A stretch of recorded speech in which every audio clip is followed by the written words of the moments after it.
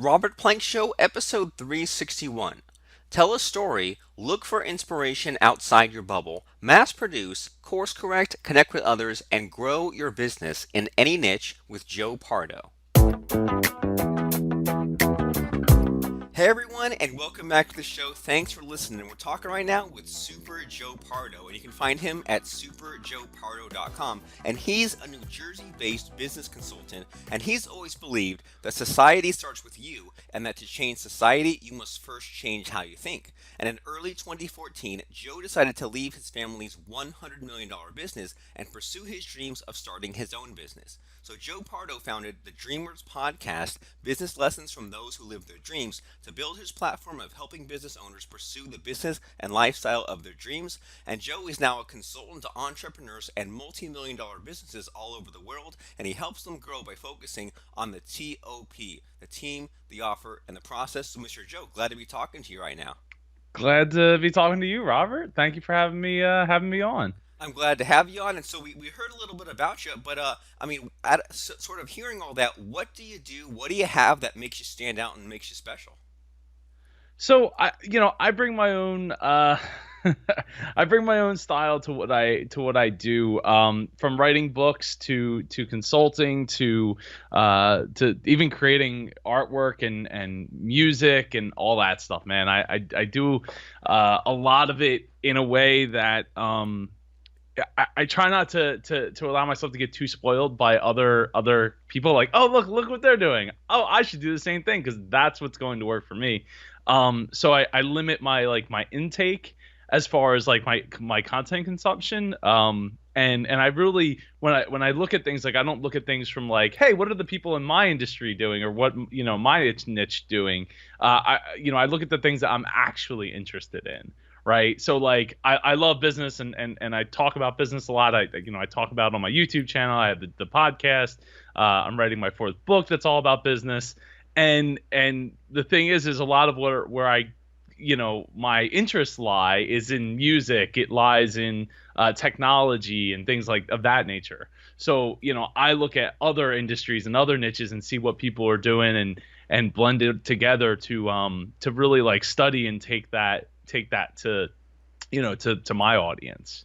Yeah, and that makes a lot of sense. So what you're saying is that you're a creator, you're a creative person, you like to create lots of stuff, but then I can relate to that as well, in like it's really easy to sort of backslide and to be stuck in your own bubble, right? And only look at what other internet marketers are doing or other business people are doing, and things like that. And like when I go to conferences and stuff, I just want to talk about like anything but marketing, right? I want to like get some new ideas or connect with someone, like on like a personal level, not just about like their conversion rate or their ROI or something like that. And so it's like I can definitely relate to that, in that sort of being overloaded with the marketing stuff, maybe hearing a lot of the same stuff, and also at the same time being kind of pulled in all these different directions of like, ooh, here's maybe I should do like Facebook ads or do this other things.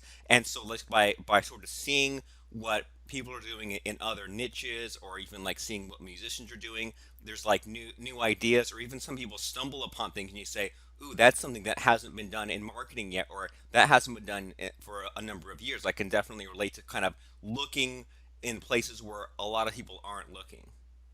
Yeah, I mean, and when I do look at the people, anything that is like in aligned with what I do, I usually look the opposite way, right? So it's like, oh, they're doing this. All right, great. I'm gonna go over here and play and do this thing over here instead, and not just be like, oh, let's all just like copycatting, right? I mean, that's the thing that when and I was talking to somebody about this the other day about how they were concerned about their quirkiness, and I'm like, no, no, no, your quirkiness is what in your niche and in what you're doing is what's going to make that difference. That's what people are going to connect with.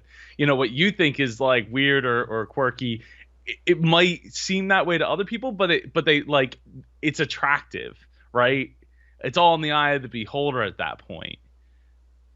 Yeah, yeah. Like a lot of people, I think, they're afraid to kind of stand out or be expressive, and like the majority of people are uncreative, right? The majority of people want to keep us down, but if you kind of let your freak flag fly or whatever the term is, then those people who are like you will kind of come and find you. And so, I mean, do you have any interesting sort of stories like that? Like times when like either you were stuck or just kind of in a rut, and then you kind of looked other places and found some interesting ideas like that?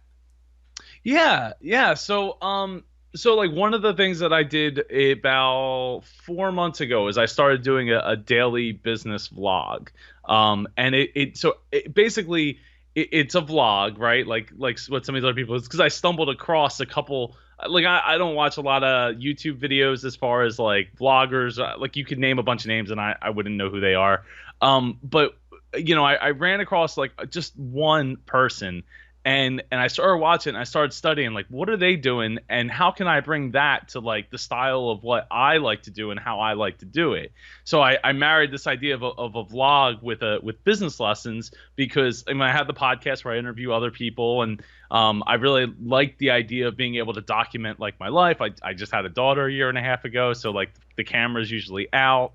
And it just made a lot of sense. So for about 100 days in a row, I made a daily business vlog. Now I do it weekly because I'm working on my fourth book and stuff. I got a lot of other things going on, but so I did like 100 episodes, and what I saw was like how could what I saw was like, hey, how can I incorporate things that are more engaging than just like a talking head into a camera. And one of those ways is I do a lot of like time lapses and I shoot the videos wherever I'm at. If I'm like down the shore or if I'm at like somebody else's house, I try to get other people involved and then I boil it down to like 2 to 4 minutes really. So I'll try to like do a lot of like little clips.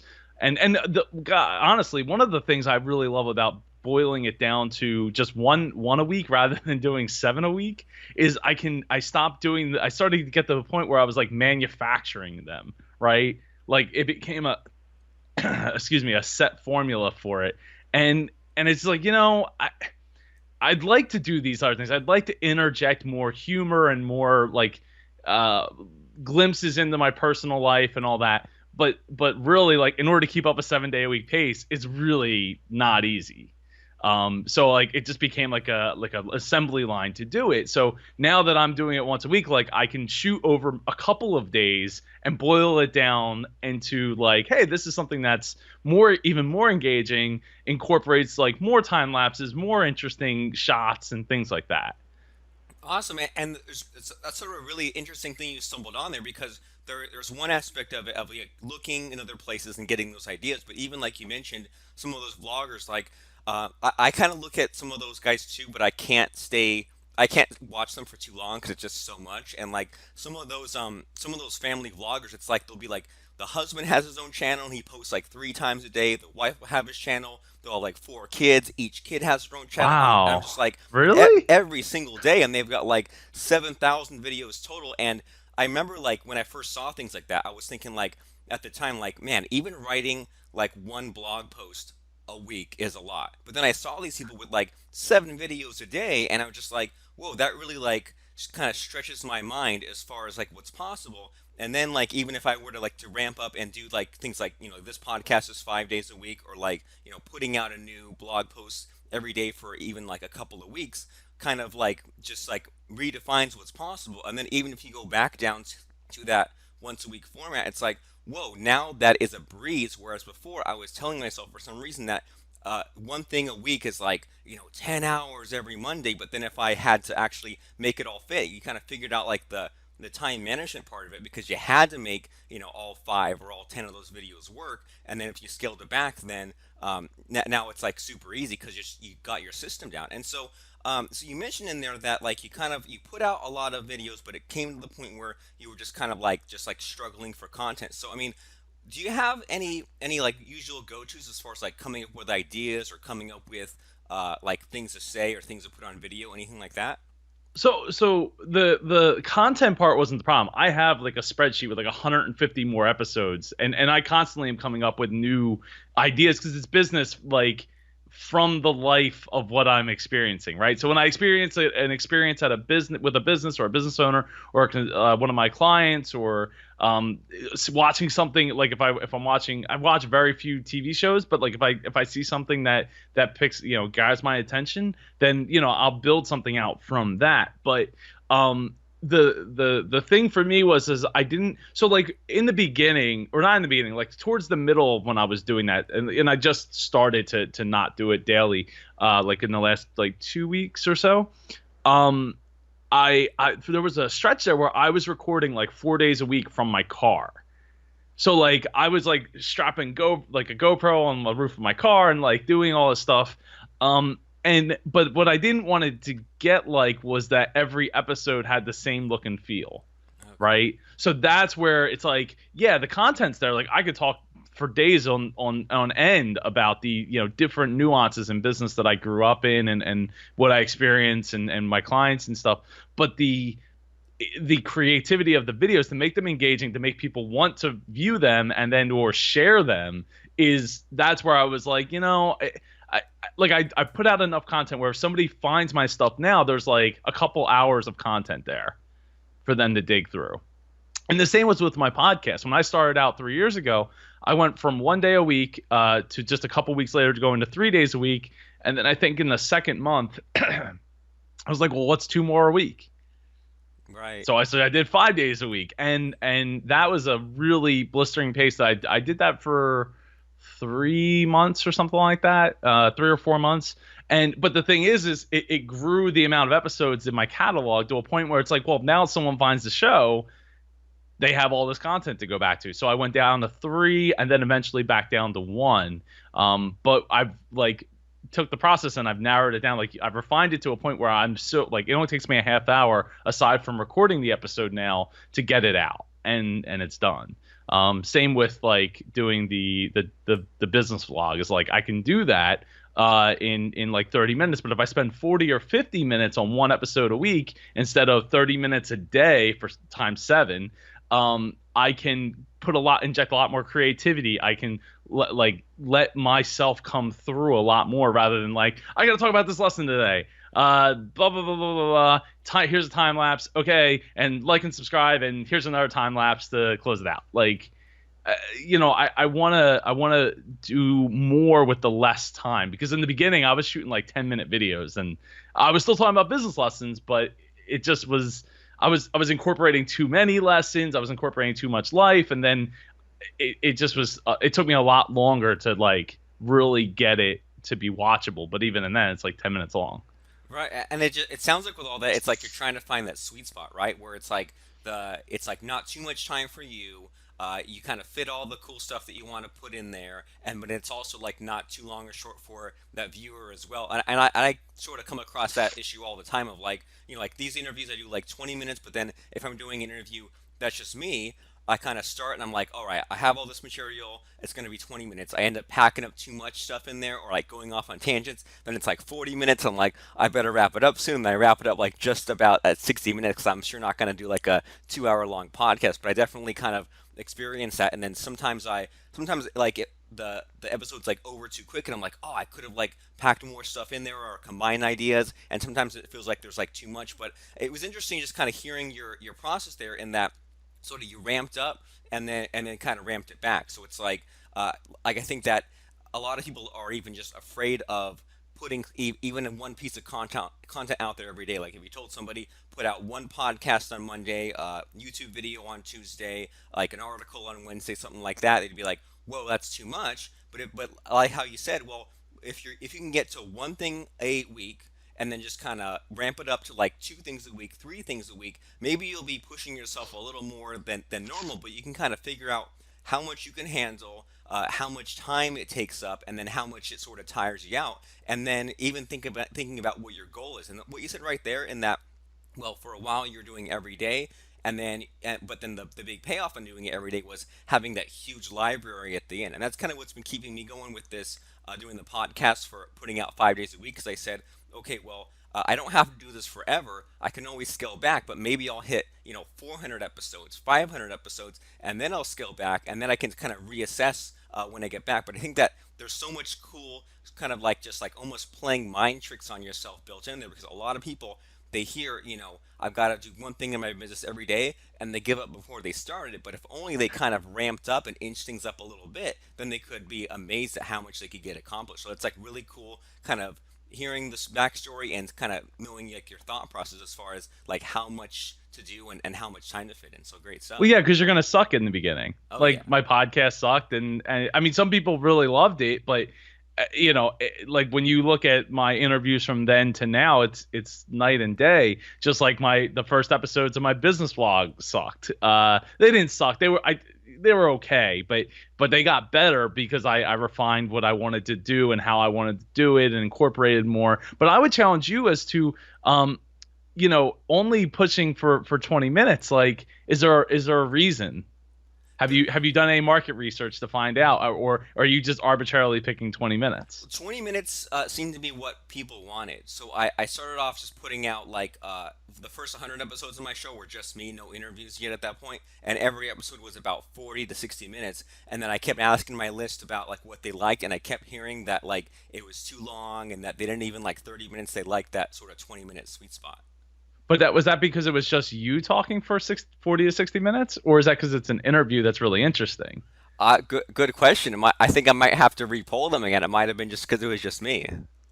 Yeah, and I would say that I mean, me personally, I would say that's probably the case, right? Because unless you have like really clear sections in your podcast, like, okay, now we're going to talk about now it's the blah blah blah, segment of the show, and a da da da, and there's the music, and you got those cues. That's how, and like that's what people like. That's what they do. So and that's one of the things, like when I watch stuff, I'm not watching, like I don't consume so much as I'm studying, right? Why did they take these shots? How did they take these shots? I'm trying to figure out, like, how in myself, like with my camera, how can I take a shot that's like that? Or what's going to be engaging and what's going to tell that story to get me where I want to be, or I want the viewer or the listener to be.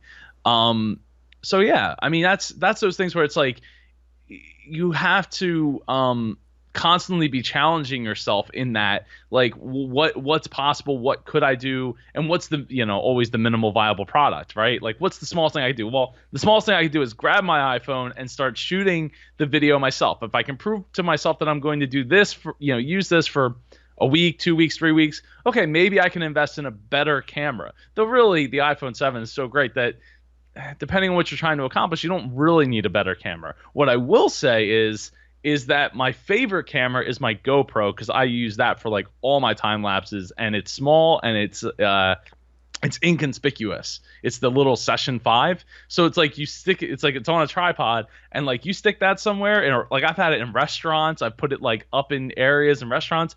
Nobody notices, nobody cares, nobody even thinks it, because there's no flashing lights, it's not drawing attention. And most people don't even know it's a camera. Like, you'd look at it and be like, I don't even know what that is. Like, unless you're, I guess, somebody who would know.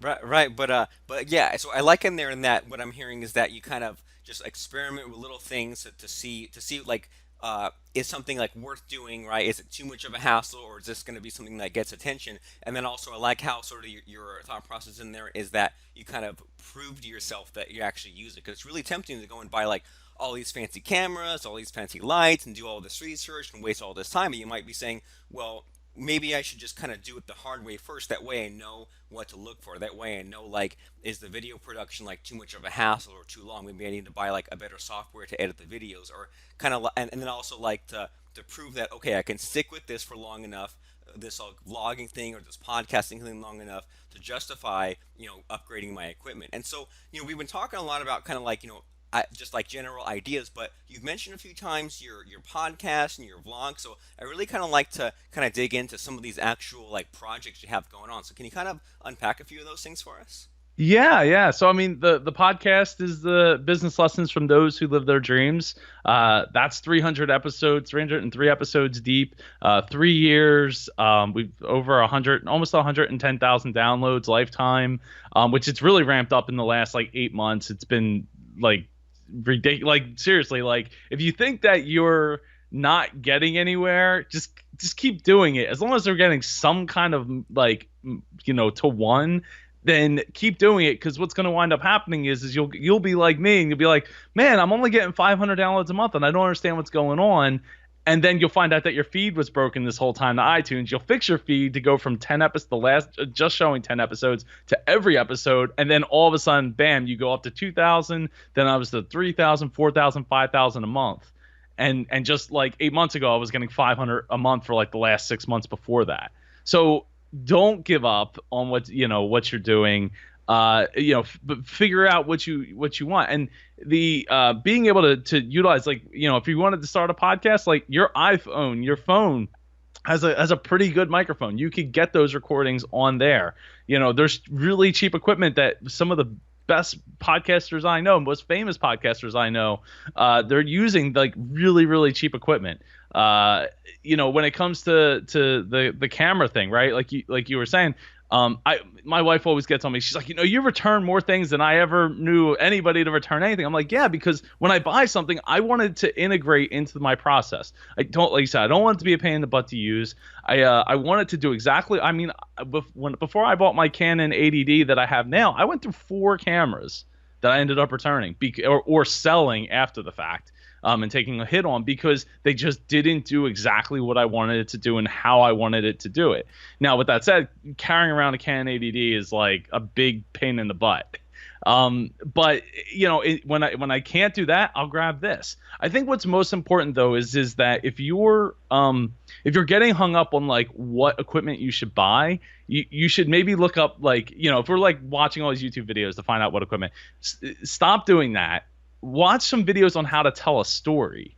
Watch some videos on how to convey messaging to people, right? Study what shots are being set up when you're watching TV. Like, that's the more thing. That's the most thing, because that's what's going to make it interesting. Like, you can have like an 8K resolution video, and it's like, but it's a picture of a candle, and it's just a candle, and it's just burning, and like that's it. Like, that's not going to get people to turn. It's not the Yule log at Christmas time, right? Nobody's sitting there around trying to watch your beautiful time lapses or anything like that. Like, you have to tell some kind of story and make it engaging. So I do the vlog. I love doing it. It's great now that I'm only doing it one day a week, and the reason is because I'm writing 2 books currently.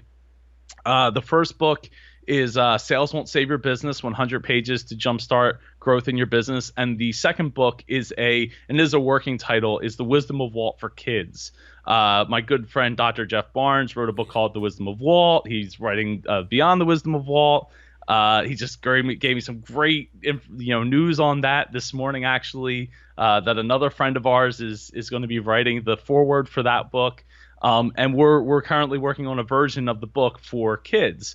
And we have a really, I mean, I've been super busy since we started this project back in December of 2016. But and he's been really busy too, because he's been working on that book. I've been working on this book. So we still have it on the deck, and we really want to hit it out of the park there for like that I think it's like 8 to 12-year-olds. Or 6 to 12-year-olds, that type of kids we're talking about. So yeah, I mean, that's plus I have the MapCon, Mid-Atlantic Podcast Conference, that's in here right outside of Philadelphia every year in September. I think this year is September 8th and 9th. I do DreamCon, which is the anniversary of the Dreamers podcast. Those are and then I have a music project. Like, I don't know, I mean, Robert can see behind me. There's turntables back here behind me on my right. Cool. And I have my first album come out called Adventuratorium, which is like Disney music and hip hop instrumentals and mashed up, and that's really what like started this whole journey, where I left my family's $100 million business and started this journey. So I am working on a sequel to that. I don't want to give away too much of it, because it's still mostly up here, but it's the problem with that is like, you can't make money on copyrighted material. So like, even though it's like mixes and blends and all these other things, it's hard to make money at it. So I just have kind of shelved it for a while I work on all this other stuff in the last couple of years. While you're working on the making money stuff, right? Yeah, exactly, exactly. Cool. So it sounds like you have all kinds of fun stuff in the works. Jeff Barnes was on the show. He's a super cool guy. I think he spoke over in like Modesto near me at some like medical conference, but I couldn't figure out how to get a ticket. But I mean, so all kinds of fun stuff going on He's there. always speaking out there, man. He is just he is a fiend. When have you seen him speak live? No, not live. He is awesome. He is very articulated, and he has refined his message to a point. He is really it's really an honor to be a friend of his. Cool. Well, sort of along those lines of like, figuring out what your message is. Like you mentioned, you have all these kinds of things in the works, and it seems like at least with like this podcast that I've been doing, like I only have been doing the interview model for about a year, but it seems like the more I do it, the more I kind of figure out like what I want it to be and what kind of things I want to have in it to kind of make it uniquely me. Like you were kind of shocked that I don't like to plan stuff. I just kind of like to randomly go wherever it goes. But I mean, do you have any insights after doing like all your vlogs, all your podcasts, your writing, and all this kind of stuff? Do you have any insights on what people can take away as far as like do things that stand out, or how to like kind of come up with these like unique things after doing them over and over again?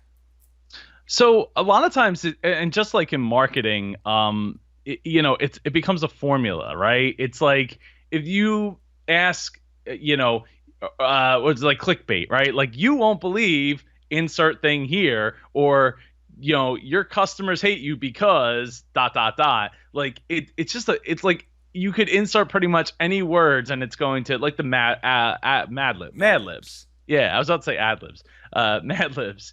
Um, you know, when it comes to like the questions, I've refined my questions that I ask on my show over the years, and admittedly, I if you didn't put the questions in front of me and I asked me to record the show, like I would probably miss one or two of them. I don't ask a ton of questions. It usually only takes about a half hour to get through one of my episodes. But if it's two people, it always takes 60 minutes. And if it's an author, it could take upwards of 2 hours. Just throwing it out there. No shots fired, but they talk a lot. But it's always great conversation, and that's the important part, right? So uh, I have like a bunch of questions that I have like at the bottom of my sheet, and those are like kind of random questions, but they're they're like, oh no, we got through the episode and it only took me like 10 minutes, and I've had that happen before. Um, and it's like I need more content than like 10 minutes worth, but the truth of the matter is like you just have to figure out like what is the core of what you're trying to get out of somebody. And if you're trying to get them to tell a story, you have to get to the point where you're asking the right questions to pull it out of them without being like an interrogator, right? Like no one's like, oh, putting a gun to your head and give me the answers, and it's hard hitting journalism and stuff. Like it doesn't have to be like that. The best thing, and you could say like this with sales as well, right? Is just let the other person talk, and they will tell you everything that you want to know. And just dig deeper into the things. I think the other important thing, and I don't do it every time, and I don't have, but if you take a notebook and just write down like cues, because they might talk for like 5 or 10 minutes, and they might say like two or three things, and you'll forget. Like you'll be like, I want to remember, I want to remember, I want to remember. But then they go on and start thinking, oh yeah, I want to remember that too. And then they say this other thing, and you're like, I want to remember that too. And then they finally stop talking, and you're like, I don't remember what I wanted to go back to. And then you end up just going to the next question. There's a way of finding that middle ground of asking questions, like interviewing versus having a conversation. And I don't want to make, because like I know in podcasting people are like, oh, it's all about the conversation now, and it's like, yes, it is, but I don't want it to be like a buzzword either. Right. It's you have to find that middle ground, and sometimes your questions, and I've found this is my questions are set up in such a way where by the end, like one of the last questions I ask on the show is like the third to last question is what was your childhood dream? Now some people might lead with that question, but the thing is And I honestly, I haven't asked it as the first question ever. But what I have found is that by asking it almost at the end, you like I've gotten them down this lane of like their life. And then I'm asking them the question. Now, sometimes they come out with that question before the fact, before I get to the point of like asking them the question, um, because they come to that realization on their own that a lot of times their dream as a child is being realized as an adult, and that's one of the reasons why they're on the show, right? It's the essence of what they wanted to do. So it's like, I wanted to be a firefighter. Okay, well, what's the real reason you wanted to be a firefighter? Well, I really wanted to help people. Well, now I'm doing X, Y, and Z that helps people. I'm not a firefighter. That's okay, but like the 80% of why I identified with that as a kid, I'm accomplishing now. Like in my case, it was a child psychologist and then a DJ. So 6 years old, I wanted to be a child psychologist to help other kids going through divorce like me. And at 10, 11 years old, I wanted to be a DJ. Well, I've done the DJing thing. And while I'm not a child psychologist, I do work with youth from Camden, New Jersey. I have the Dreamers podcast. I've spoken to many kids on stage and in person and helped them develop what their dream and their goals are. So yeah, I don't have a degree for that. I don't have the certification for that, but I'm doing it. I'm doing it through books and through the podcast and just living my life. Awesome. Well, yeah, and that's a really good question to ask, and I hadn't even thought in general of having set questions to ask people. Like, I think there's if I think back, there are probably like I always pretty much ask people like, what makes you stand out? I ask them about like what mistake do you see a lot that kind of pisses you off. If we're starved for content still, then I might ask them about like why they get started, or like asking them to share like a case study or a story about a client. So as you're describing that, I could probably go back and like actually go and systematize it, right? Like you said, everything becomes a formula. I could go back and listen to a couple of those other podcasts and realize, oh yeah, I probably ask the same 5 or 10 similar questions just as those cues if there's nothing interesting to unpack, or if we haven't kind of found that the conversation part of the podcast, right? Because like I'm definitely there with you. I like having the blend. I like having like the set structure. That way things are efficient. That way things stay entertaining. But then sometimes in the middle ground there, it kind of things kind of go off on a tangent where things can get super interesting as long as we kind of rein it back to the podcast. So you're making a lot of things here making sense. And so I mean, I don't want to keep you for too long though, but sort of as we're winding down here, I mean, is there anything that you wish you knew when you started off making the podcast or making those blogs? Like, if you were able to look forward and see all these hundreds of things, is there like something easy that you could have done differently that would like have saved you a bunch of mistakes, a bunch of time? Yeah, the number one thing would be time.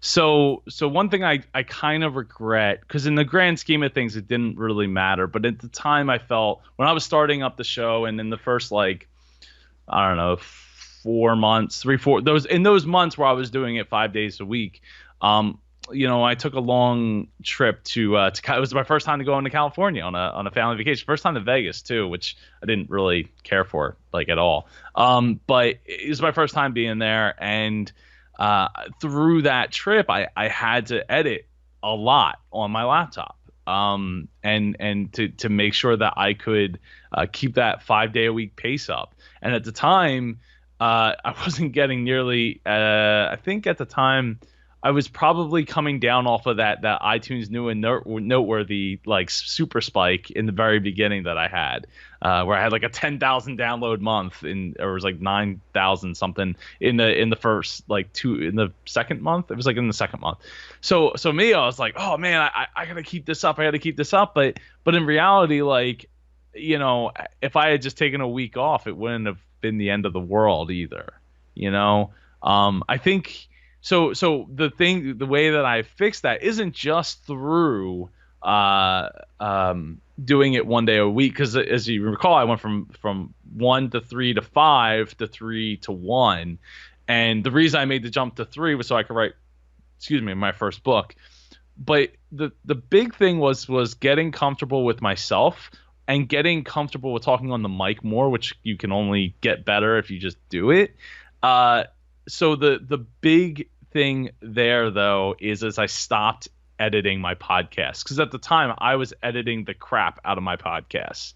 My voice, their voice, all the everything. Like if you go back, I mean, I haven't listened to any of those episodes in a long, long time. But if you go back, there's probably a lot of like robotic editing in there. I tried my best to like smooth a lot of it out and make it sound really natural. And maybe I did. I don't know, because I haven't listened back, but uh now I don't edit my podcast at all, and it only takes me, I do the interview, so the interview usually about an hour, with the whole like introductions and everything. And then it takes me about 20 minutes to 30 minutes to get it up on my website and scheduled for a release every Tuesday at 8 a.m. Eastern. Every Tuesday. Awesome. So great advice, and I think that that's the sort of lesson that I need to remind myself every couple of years. Like sometimes I'll be just like so into the process of something that I don't even realize that, oh yeah, I'm spending 2 3 hours on making this perfect, and what's that really gonna do for me? Is that gonna give me any extra listeners or any time? It's not always worth the extra effort just to make it 1% better. Time is so important, right? So like we only get a finite amount of time, and we all get 24 hours, blah blah blah. But the thing about time is when you're creating content that's based on a time amount, think about it in percentages. So if I had a 20-minute conversation with somebody, or a 30-minute conversation with somebody, and I'm like, you know what, I'm going to get rid of all the ums because they said a lot of ums, and I take that out, and it saved me a minute and a half of audio over a 30-minute span. Then I wasted my time. Okay. So If it takes me an hour to edit 30 minutes to get all the ums out, even at scrubbing at like 2.5x, like I used to scrub super fast through these things, and it would still take me a tremendous amount of time to get it to sound exactly the way I wanted. The trick is to write down timestamps, right? And then edit backwards. So like if somebody's dog starts barking and the door rings or something like that, edit backwards. So I'll be like, oh, from this time to this time I just have to go and edit like this big empty gap, or this sound that came through the computer or something like that. Other than that, I'm not going back. Or if somebody curses, when somebody curses on my show, I write down timestamping and edit that out. But aside from that, I don't edit my shows other than putting the bumpers on the front and the back end of the show, to save time. And you know what? I mean, the show is still getting more downloads than ever. So, well, not ever, but it's getting to that. It's on that upward slope at this point where, it's still doing what it needs to do. right. So yeah, just be mindful of your time, because it's really, really important that you enjoy life and while doing all this stuff. I mean, that's one of the reasons that I create content in the first place, is to build the business around the things that I love and the things that I want. But in order to get those things that I want, I have to be able to have the time in the first place to spend like with my family, or doing the other things I like playing video games for an hour a day or whatever. Yeah, I mean, if you're just stuck editing those podcasts all day long, and you say it's for making more money, then what's the point of it if you can't go out and enjoy the money? And the whole reason we have the internet, so we can have all this passive income. Someone can download all your old episodes without you even knowing about it, and it all happens sort of automatically. And so, with those percentages, is there like a point where, like, is there like just a hard line or something where like the percentage is too much? Like if you do a 30-minute interview, do you say I'm only going to edit for 3 minutes or for 15 minutes? Like is there like a point where you say, okay, that's too much work after a 30-minute interview? I mean, if there hasn't been one that I have. It's been a long time since I've looked at it like that. Like, oh no, this is just too terrible, and I'm not going to do it. Because another thing that happens is as I've done, and all these interviews and things, and continue to grow, the guests I have gotten better and better. So like when I got started, like if you go back and listen, like there's a few people that I had on that like have other podcasts and have other, they've talked on a mic, but there's quite a few that didn't and don't. Or like my one good friend Mike, he said every other word is like but he's been podcasting since 2005. He's still podcasting every day. In fact, you probably know who Mike Scopa is, since you know who Jeff Barnes is. Don't know that one. No. Oh, No. okay. All right. So he's a Disney podcaster, but he's got the New England accent, and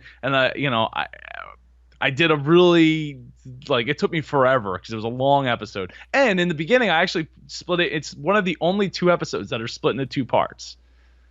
And that was like in the first like 6 or 10 episodes or whatever. So after that, after the second episode, or the second episode that came up with two parts, which was like a couple episodes later, I stopped and was like, you know what? It's just going to be as long as it needs to be. And I have episodes that are 2 hours. I have episodes that are, the shortest one might be around 10 to 12 minutes. It just is what it is. The thing is, when people talk about like equipment and all that, and or how they could do something better, remember this. So I live in Philly, or just outside of Philly in South Jersey, but I listen to sports talk radio. We have two sports talk radio stations in our town. That's how much we love our sports here, and they rely on a cell phone, callers calling in on a cell phone, Huh. right? For 31 CBS, $31 billion company or whatever it is, relies on people to call in with a cell phone to be able to get their sponsorships, together and pay the bills. So all the equipment in the world doesn't mean anything. In fact, the only reason I have this, and they can't see the camera, can they? I mean, I'm gonna put the video on Facebook, but as Oh, far as just okay. the podcast, they're gonna be audio So only. the mic I'm using is a Shure SM7B, and the only reason I have this mic is because we got a baby, and I wanted to keep. And I don't have like a soundproof studio or anything like that, and I don't even have a door. Like, for the people that can see it, there is no door here. I have an open door policy. I don't have an open gate policy, but I have an open door policy. Okay. So I wanted something that kept the sound down, like right around my face, rather than I was using a Blue Yeti, which I used that for almost 2 years. Yeah, like 2 years before I got this mic, and that picked up everything in the house. Right. But we didn't have a baby in the house crying or screaming or carrying on, so it was a different time then.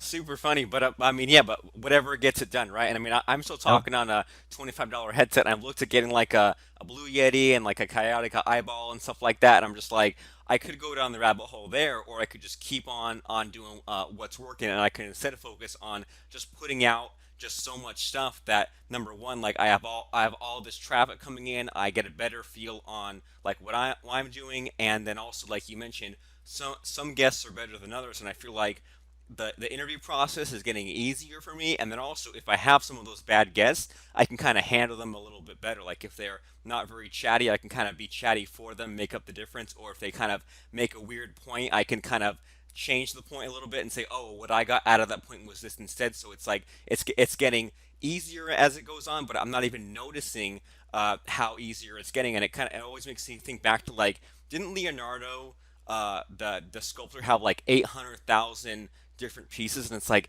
800,000 divided by like 20 years, like he would have had to do like hundreds a day. And it's like, man, if that's the way to do it, to like just keep on doing sort of average stuff until it gets better on its own, then like that's what I'm all for doing. And so it's I don't want to keep you for too long. We kind of already went over time, but we can have you Screw the back. time, I man. mean, I mean, yeah, but and that's another thing too. Is it's like there's also like the whole idea you mentioned of like have your formula, have your structure, but then if things are going great, then be okay with breaking the structure and don't sweat the small stuff if it means an episode goes short or long, or you miss a day or you miss a week. Just don't miss all the weeks, but it's okay to just not sweat the small stuff all the times. You can leave the ums in, you can have the crappy equipment until necessity, like a baby, forces you to upgrade. So lots of interesting lessons here about kind of being creative and staying motivated and putting all these things out there and ramping up and adjusting. And so I want to make sure as we're winding down here that everyone knows for sure how to get to that podcast, how to get to your site, how to get to those books. So can you tell us one more time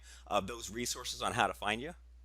Everything you want on me, you can get at superjoepardo.com. And that's at Super Joe Pardo on Twitter, Instagram, Facebook, facebook.com/, Super Joe Pardo. Super Joe, if you just type in Joe Pardo, Pardo, in Google, I'm the first thing that comes up. And there's a UFC fighter that was named Joe Pardo too, but Screw that I'm not guy. the UFC fighter. Yeah, he only won a couple of matches like 15 years ago. So yeah, please reach out. I've written 3 books so far, all self-development books. The podcast that comes out every Tuesday. The vlog comes out every Friday. Yeah, Friday at 6 a.m., 8 a.m. Eastern, for the podcast on Tuesdays. And I just want people to understand that you're like every person that you might look up to or idolize. Like, I don't really idolize anybody, right? Like, Kanye West is probably the closest thing, and I won't go out of my way to find content about him. Like, if it shows up in my Facebook feed, I'll click on it because I love his music. That's it, right? It's really important that you find your lane that is really just going to help you find the people that connect with what you want, right? And as you said, Robert, like, don't worry about the equipment. Like, you got a headset mic that was $25. It still works. It sounds great on my end. So I mean, I don't know how it probably sounds great on the recording end, and that's really what matters. It's not so much about looking professional or doing that stuff. Doesn't matter. Just get what's inside of you out. Awesome. That's a great message, and I'm with you 100%. I'm all about not dying with your music inside you, or whatever the sort of downer of a saying is. So if you like what Mr. Joe had to say, if you like his attitude, his lifestyle, his sort of just his work ethic, his creativity, any of that stuff, make sure to go to superjoepardo.com. Subscribe to the Dreamers podcast. Subscribe to the vlogs. Just check out what he's doing. Superjoepardo.com, and you'll be glad you did. So go there right now. And thanks, Mr. Joe, for stopping by and just dumping a bunch of cool stuff for us to chew on and think on for sometimes years to come. Thank you, Robert. And make sure you subscribe to this podcast. And that's the other thing. Don't just subscribe, but tell a friend. And that's what I say on my show. Like, you don't have to leave a review or whatever. Like, just tell a friend. Tell a Just friend, tell a or friend. even better, tell an enemy. Maybe they'll become your friend, right? Yeah, right. There we There you go. go.